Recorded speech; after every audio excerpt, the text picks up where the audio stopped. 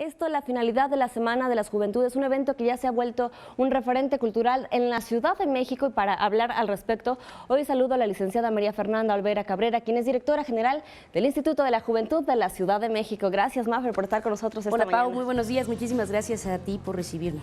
Pues bueno, la Semana de las Juventudes, más de 70 actividades, 22 sedes, 63 bandas musicales, y además ya empezó este fin de semana. Exactamente, estamos presentando este año, 2016, la cuarta edición de la Semana de las Juventudes en la Ciudad de México.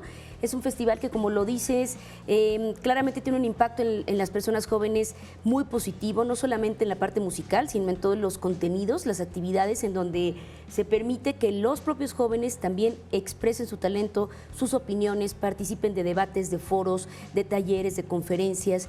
Y este año estamos presentando 101 actividades, son 24 sedes, son 63 bandas en el Zócalo y en Santo Domingo, son 2 escenarios, y empezamos desde el sábado. El sábado tuvimos ya me da muchísimo gusto decir que tuvimos una convocatoria muy importante en el Faro de Aragón, por ejemplo. El día de ayer hubo una caminata en el Panteón Judío, hubo un recorrido a la primera sinagoga judía en la Ciudad de México, la sinagoga Justo Sierra.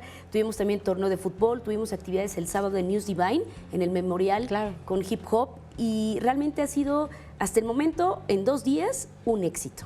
Y además, si revisamos, bueno, pues la programación, el programa de esta Semana de las Juventudes, podemos ver que es un programa muy integral, porque como lo acabas de decir, se hizo un memorial del News Divine. Además también, bueno, hay actividades que son del interés de los jóvenes. Podemos ver esto, actividades en el skate park, también fotografía, animación, cine, doblaje, redes sociales, bueno, todas las herramientas y todos los intereses de los jóvenes. Así es, pensamos en un cartel de actividades que fuera lo suficientemente incluyente, pero dentro del abanico de las cientos de miles de posibilidades de ser joven, que fuera un cartel que llamara la atención verdaderamente y el interés y la participación, que fomentara la participación de las personas jóvenes en general. Tenemos, por ejemplo, seminarios de sexualidad y drogas, muy importante porque este año nuestro principal aliado es el Fondo de Población de las Naciones Unidas, con representación en México, y bueno, los temas que más nos importan es reducir el embarazo adolescente, reducir las adicciones, las conductas de riesgo, pero también entra toda la parte cultural, por ejemplo, con conferencias de doblaje, de animación, talleres en vivo, in situ, de animación 3D, por ejemplo. También tenemos conferencias sobre la Constitución. Tenemos un foro el miércoles en el Museo de la Ciudad de México, en donde jóvenes, lo convocaron los jóvenes, se abrió un espacio para ellos y hablarán en torno a qué significa la Constitución para la Ciudad de México. Pero si lo puedes ver, tenemos en el Centro Cultural de España, por ejemplo, la nueva escena de la moda, ¿no? Tenemos en el Museo Casa Carranza nuevos productos en la música mexicana. Es decir, las actividades son muy variadas, están pensadas para todo público.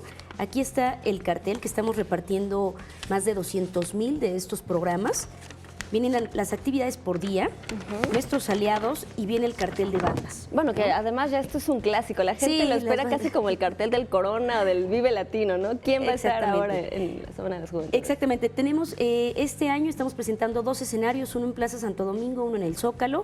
El viernes estaremos presentando en el Zócalo a Este Man, Denver, Carla Morrison, Fobia.